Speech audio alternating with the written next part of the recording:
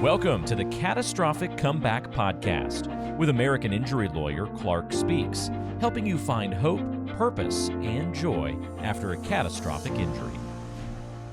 Welcome back. I'm continuing my conversation with Jeff Watson, managing attorney at Speaks Law Firm. Jeff, we were talking about these catastrophic cases, and specifically cases that involve both workers' compensation and third-party liability.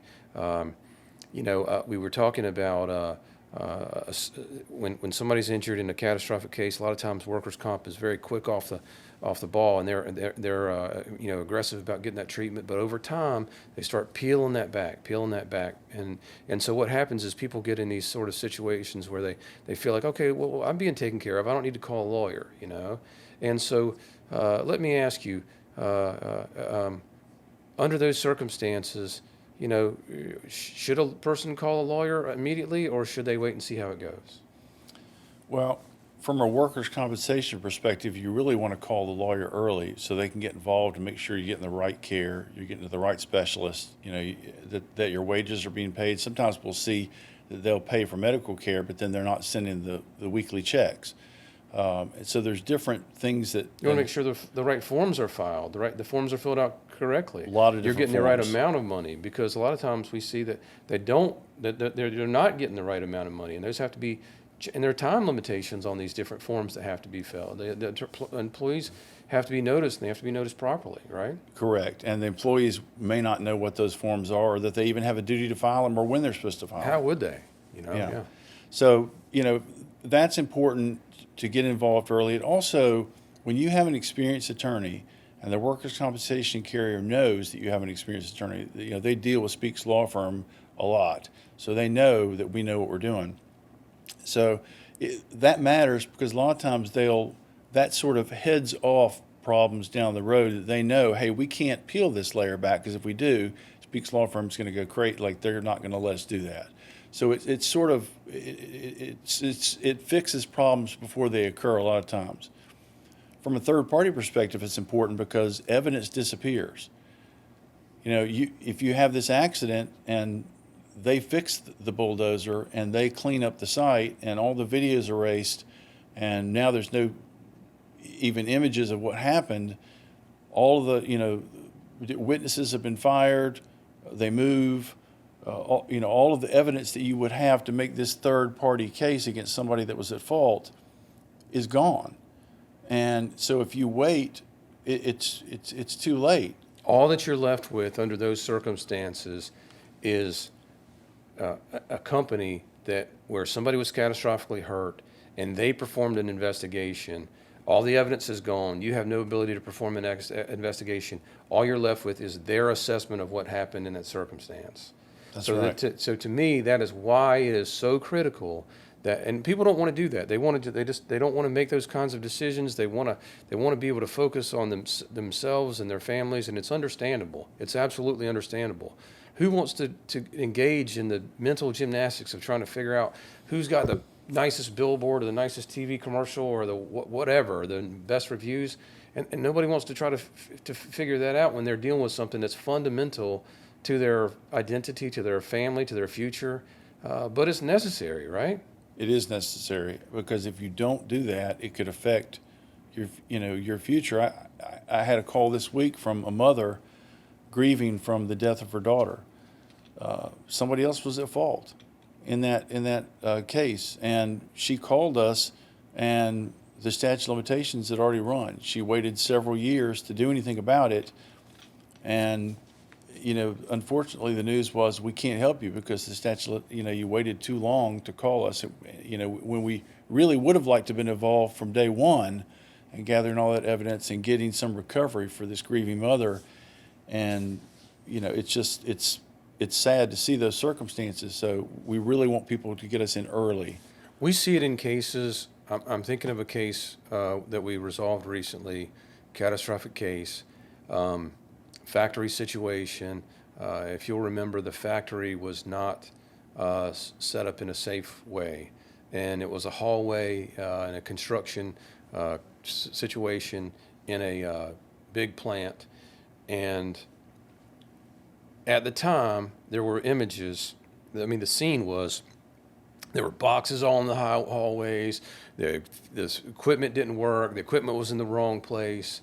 And then after the accident, their team comes into place, deletes all the photos off of everyone's phone, cleans up that hallway. 2 or 3 years later, we get these photos back, and the hallway looks like a operating, a research hospital. Clean, safe, everything's in its place. Just a completely different. And so now you've got to go back and demonstrate the difference in the condition of the hallway as it was on that day as compared to it appears in these photos. And so that's a difficult thing to do. It's very difficult. if you don't have the evidence. Fortunately, in our case, we were able to secure the evidence, secure the witnesses, and those kinds of things. But that's that's why it's so important that those things happen. Rain. I mean, waiting a week, the rain could change tire tracks, tire impressions, footprints. And so we'll talk in a few minutes about accident reconstructionists and the role they play. But imagine, imagine a scenario where that person has to investigate a year later when they don't have, what are they going to investigate? Yeah, sometimes vehicles get crushed, they get hauled off, the black box with the data about how fast that car was going and when they braked and all that, that's gone. And the tire impressions on the ground are gone. The tree that was knocked over by a car is cut and moved away, and the scene looks completely different. Well, so that's a problem for us. Is it a problem for the insurance company too, or not so much? Well, not if the changes in it help their case. We have the burden of proof, right? So it's up to us to prove all this stuff. So if the stuff goes away, plus let me ask you this. Let me ask this question a different way. A person who's catastrophically injured, they're in the hospital. They don't want to have to make this decision. They just want to be with their family and not think about it for a little while. They know they're going to have to make a decision and about what to do about this in the future. They're going to have to talk to somebody. They're going to have to direct their family to talk, their wife, their husband, their child, or their brother or somebody. Go find somebody, or help me find somebody, or whatever. But they're putting it off. What's the insurance company doing that time? Well, they're getting statements. They're doing investigations. Evidence may be gone, disappear. They're building their case. 100%. For if you do come after them, they're ready, and now you don't have the stuff you need to go after them. Well, they know that you're eventually coming after them, right? And so they are doing the things that they have to do to cover themselves, and they are doing the things that they have to do to limit their liability, to create a scenario where it demonstrates that you were partially at fault, if not completely at fault. And then they are also doing the things that they can do to try to minimize their exposure, and then which means minimize the money they pay you and maximize the money that they save. Are there any other examples that you can think of that demonstrate how important it is for people to contact an experienced legal professional quickly after something like that happens? Yeah, I mean, we've seen situations where commercial trucks will run into one of our clients, and the car is mangled, serious injuries. That commercial truck has a camera inside of it that captured the entire video. One of the first things we're going to do is write a letter to them with a spoliation letter that says, do not get rid of this evidence, hold on to all of it and preserve it. And they've got a duty to do that. And if they get rid of that evidence, we can use that against them in court, that in front of a jury that says, hey, they had a camera, but they deleted this video.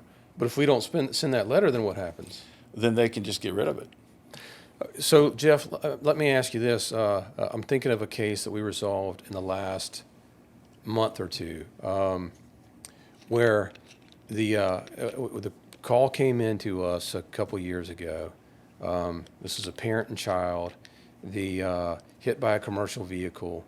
The collision report that was generated by the investigating officer basically showed that the driver, the parent, kind of pulled out in front of a truck. This is a situation where they call us early, within a day or two of the accident. maybe hours, I can't remember, very quickly.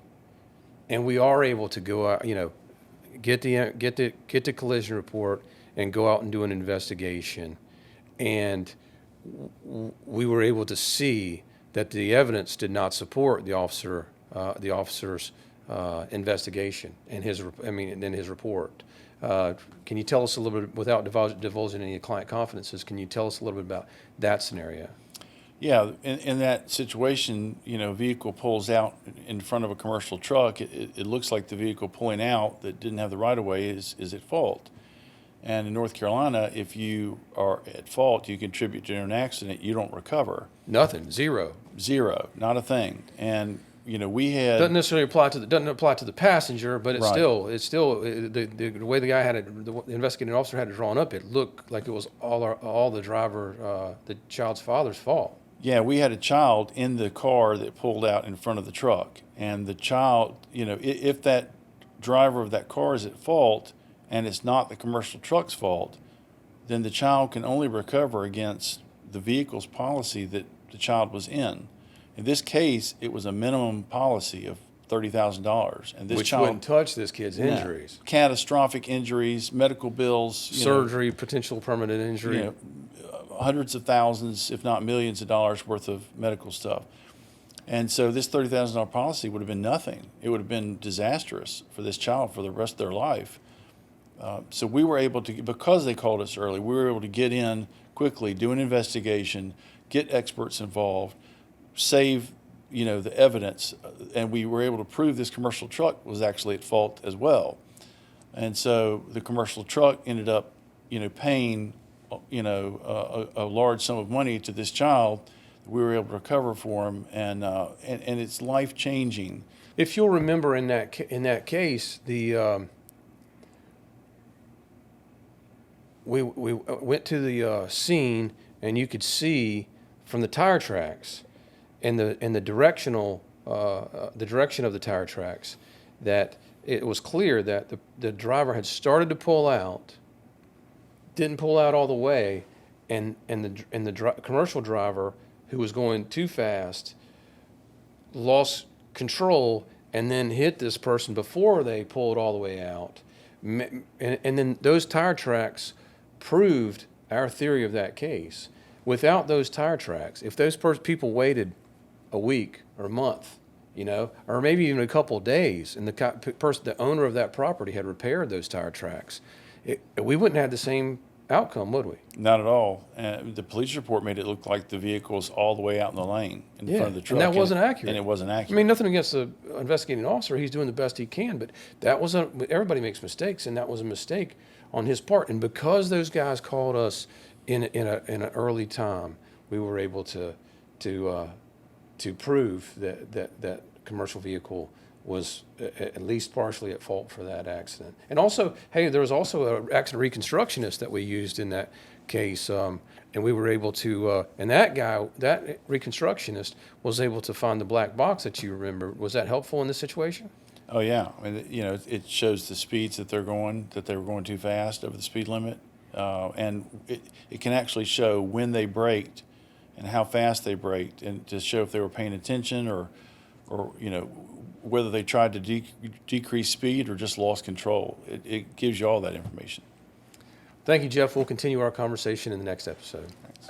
Thank you for joining us, and we'll see you next time.